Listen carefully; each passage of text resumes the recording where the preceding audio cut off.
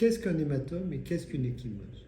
Un hématome, c'est une collection de sang au niveau des zones de décollement. Une collection de sang, c'est comme un lac qui se remplit d'eau. Et là, c'est une zone qui a été décollée, qui se remplit de sang. Et ce sang a des vertus négatives. Il y en a deux essentiellement. C'est le fait de donner une coloration à long terme et deuxièmement, d'avoir une inflammation très importante qui peut entraîner des rétractions, enfin, des choses qu'on n'aurait pas prévues.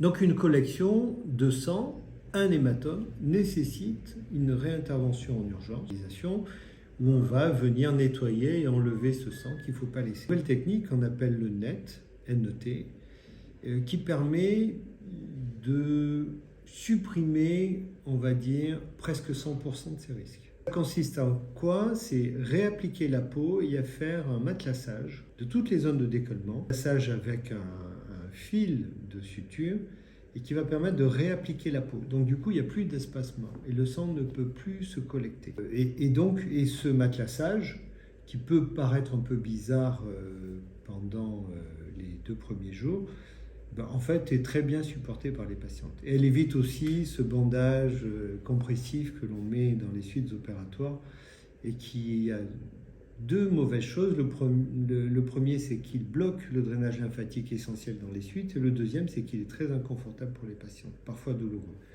Et ce matelassage est enlevé 2-3 jours après, ce qui ne laisse aucune trace, aucune, et qui permet vraiment d'éviter cet hématome. Il a une autre vertu très importante, c'est que quand il y a un espacement, dans les jours qui suivent, la peau peut adhérer aux mauvais endroits. Et ça permet vraiment de fixer la peau à l'endroit où le chirurgien l'aura décidé.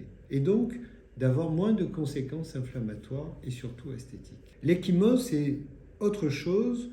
C'est comme une éponge qui se remplit d'eau. C'est-à-dire qu'il n'y a pas de collection, c'est le sang qui va se mettre dans les tissus, dans la graisse sous-cutanée, dans la peau. Et c'est ce qui va délimiter des formes, ces bleus qui sont le signe souvent d'une chirurgie ou d'un choc, d'un traumatisme. Et donc, le fait de faire un lifting profond, ce qu'on appelle un plane lift, évite ce style de décollement, parce que plus on décolle la peau, plus le risque d'ecchymose est important. Le fait de faire une coagulation très fine et de le diminuer, malheureusement, il reste des micro-vaisseaux qu'on ne peut pas coaguler qui vont continuer à faire une suffusion. Le fait de faire ce matelassage, ce net dont je vous ai parlé, va diminuer ce risque-là.